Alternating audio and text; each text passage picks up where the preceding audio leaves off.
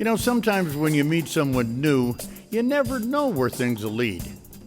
And in the case of today's adventure in South Dakota for a whitetail bow hunt, it all came together by a chance meeting with Blake Hoffman, a die-hard whitetail bow hunter.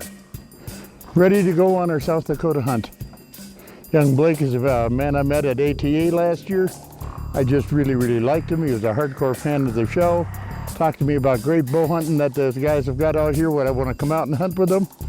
I said, sure, why not? Here we are. I'm excited. I was walking through the hotel lobby and Babe happened to be walking towards me, so I stopped him and just kind of introduced myself and said I was a huge fan and been watching the show since I was knee-high to a grasshopper, and basically just got to talking about deer hunting, and we ended up talking about some of the possibilities we had out here in South Dakota, and I said he's more than welcome to come out anytime he wants. Of course, I accepted his gracious invitation to get out to know him better and to hunt some of his prime South Dakota whitetail real estate. I mean, some seriously big bucks are taken each year from this area, and what could be better than getting to know a new friend while hunting? So after first arriving, we both set up in blinds, hoping for the bucks to funnel through the separate areas we were hunting. Oh yeah, both of us most definitely had our share of sightings. I was immediately immersed in everything going on around me, but in the beginning we saw nothing that either of us wanted to draw back on. It was a little further into the hunt that Blake decided on a radical change in technique. So while I stayed on the stand, he set out to conquer a monster on foot with spot and stalk, and that's what I'm so eager to show you first today.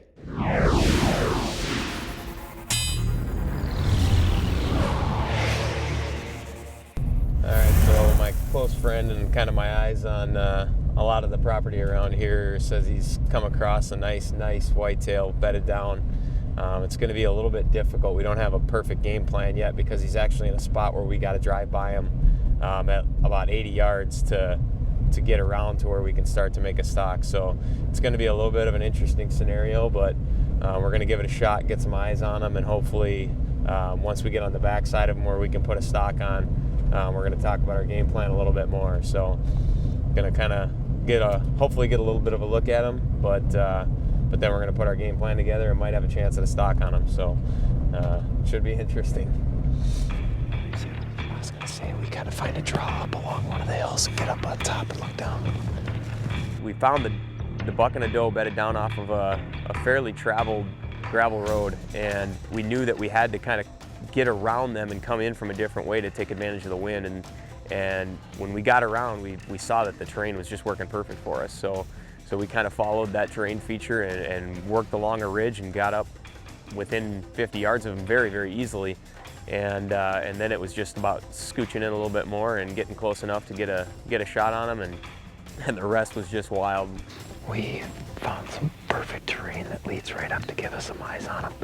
And there's a really nice draw that runs in that gets us to what looks to be within 50 yards. And then if I can kind of sneak around that, we can get closer to that. So the effort's going to be to try and follow that natural draw and follow some of the sharp hills that we've got running right up into them. And hopefully we get a chance to put a shot on him. He is a beautiful buck. I think if I get to that, if I can get behind that rock, and that's where I'm going to start to really slow crawl, creep over top of that hill. If I judged it right from back there when we got a glass on him, that's close enough. So that's going to be my goal. And I'm going to try and use those rocks to kind of sneak up and at least verify. And if he's in the range that I'm hoping he's at right at that point, I'm going to take that shot.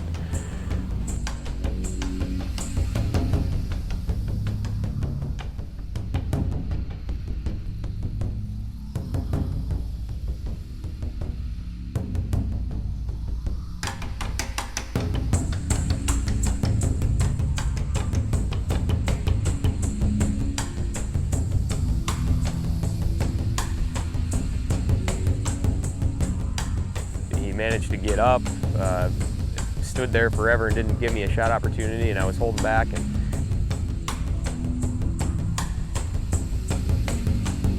by the time he finally noticed that I was standing there, he decides that I'm a threat and comes right at me.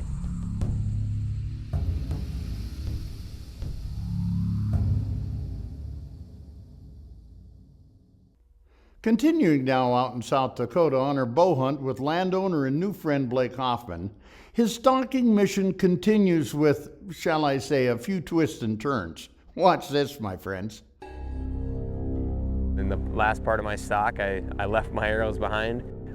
Got some exciting footage of watching him come right into me. I was holding back too long and shouldn't have taken the shot. The arrow goes over his back, and he managed to just decide to stick around and walk around me in circles, basically. So I had plenty of other shot opportunities and no arrows in my hands. So that was frustrating. Kind of lost the happy ending to that stalk, but it was still exciting as can be. My heart was going the whole time. So we had a lot of fun on that one. And then you have it, the buck and the doe standing right there, walking around him, sometimes less than 20 yards from him. What a rush for Blake, and at the same time, something he never will forget. That's when you have a good hunt. If you're gonna get an opportunity to shoot at a deer, make sure you got a second arrow if you missed that first one, because there was no predicting what could have come out of that. During the rut, you should just be prepared, because anything could happen.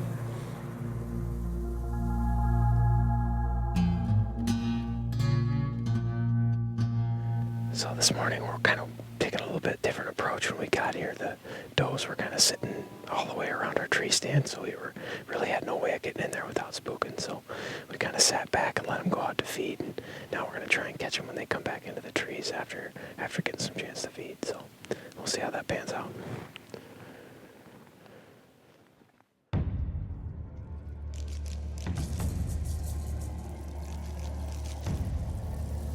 Oh, there's a really nice buck over there, up to the east. Oh, he's really, really good. Couple of does.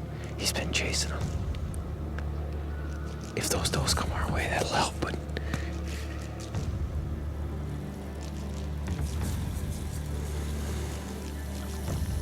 That is a nice deer.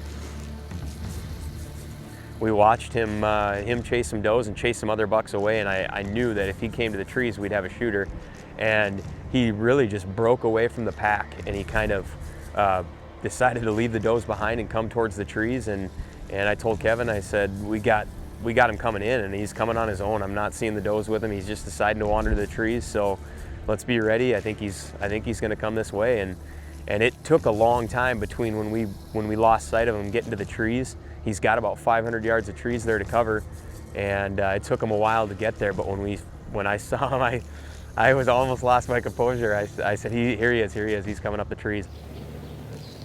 All right, he's coming in. He's only about 80 yards out now.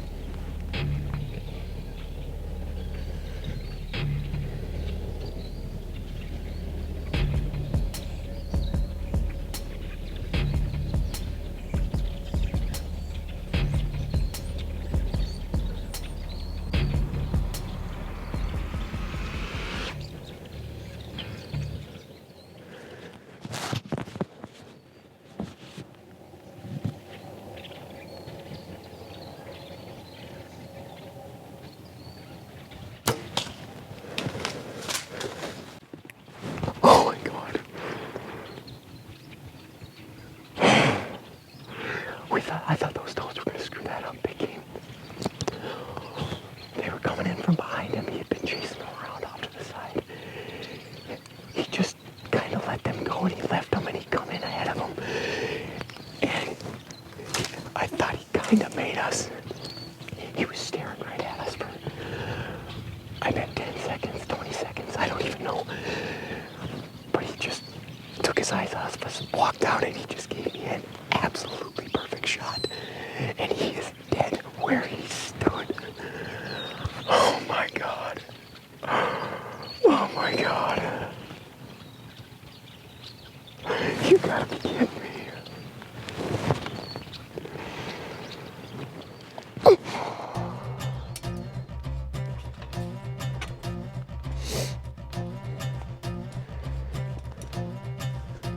This seems so surreal. Just a chance run in with Babe Winkelman and an invite to come out to South Dakota and hunt whitetail, and here we are. We've had amazing time the whole week. We've been seeing deer, we've been chasing deer, they've been chasing does, and all of it together just seems like too much. It's been amazing just meeting Babe. We've had a fantastic time. The entire group has just gotten along so well, and we've had a blast. But to get one on the ground on the last day so that we didn't waste that opportunity is just incredible. I couldn't be happier. Such an interesting buck, and we haven't seen this guy all week. This is the first time we come across him, and he just happened to be trailing in some does kind of with him, but he gave the perfect opportunity, and luckily we took advantage. Unbelievable. It's just too much for words. I love it. The only thing that's going to make this better is if we find out that Babe just dropped one dead on his last day too. So we'll wait to hear from those guys, and hopefully they got something on the ground, and it would just turn this into an amazing, amazing week. Just excited. Psyched. Headed back to the truck to grab the EV. Gonna swing by and pick up a good buddy of mine that's gonna help us drag the deer out and get her back to the truck. So.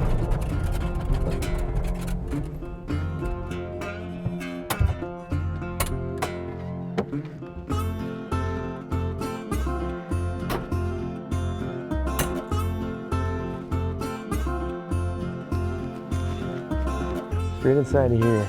The ladder stands right there, and he's just about even with it. Third row in.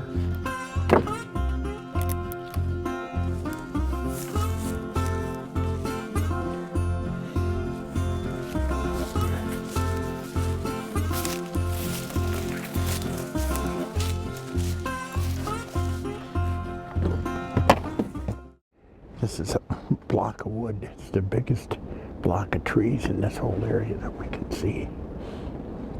And we're down on the southeast corner of it with a super strong northwest wind coming in. I don't know if they're going to bed up on this end or if they're going to come down and mingle through here, but we're hoping. Guess that's about all we can do is hope, because we sure ain't going to chase them down.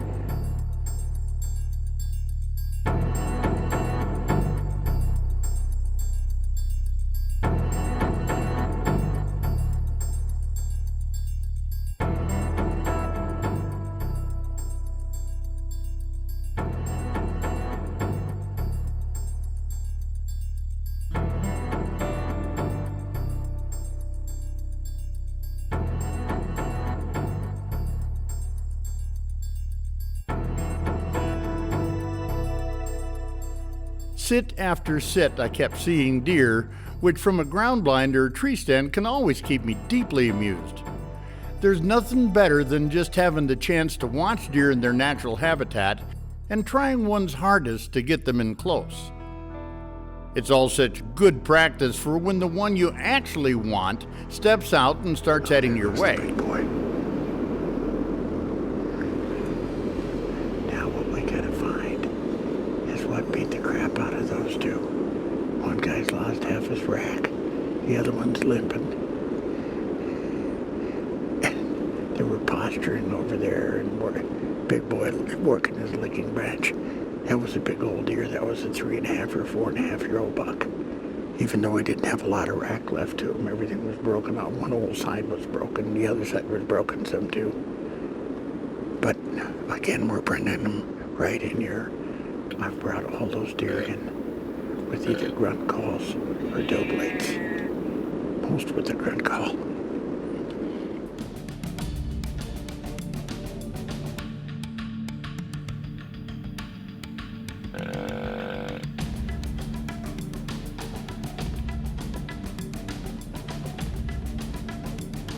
This 3.5-year-old buck is certainly decent. Nope, I'm holding out.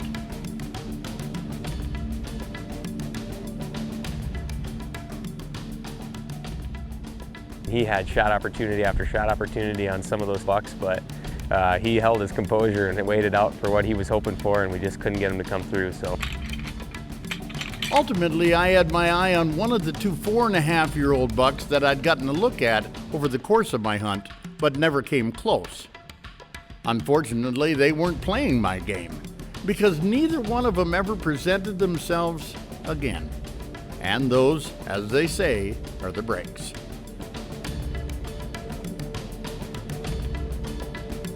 I guess another way of putting it is to simply say the obvious. Big bucks can be very difficult to come by, even in the parts of the country where the giants are there to be found, and there's never any guarantees. And that, my friends, is why they call it hunting.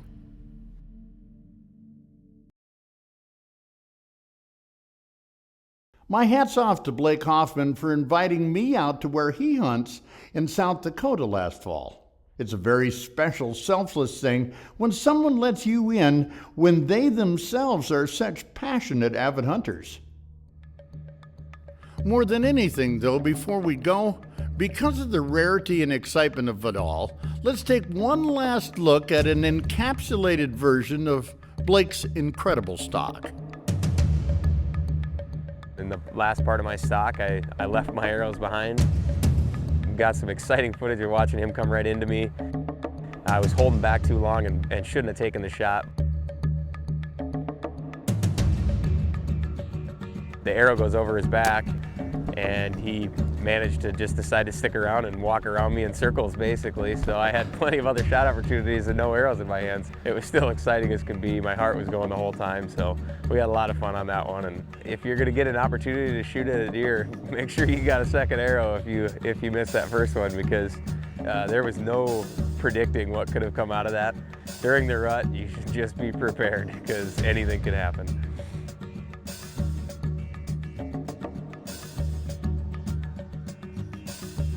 So one of the biggest helps on this hunt was a good buddy of mine, a close friend since we were just in grade school, Aaron Kappas. You see him in some of the shots and helping me out a couple times, but behind the scenes he did so much more than that. Aaron's my eyes and ears on the ground. I don't get to spend as much time up in this country as I used to, and he just keeps the pulse on all the deer action, and he really makes all this stuff come together. Enough said other than to thank you all for watching today and to wish each and every one of you good luck with whatever kinds of upcoming hunts that you have planned for this fall. I hope today's adventure somehow helped to whet your appetite and maybe make you look forward to them even a little more. I'm Babe Winkelman. Thanks so much for watching, and until next time, everybody, hey, good hunting.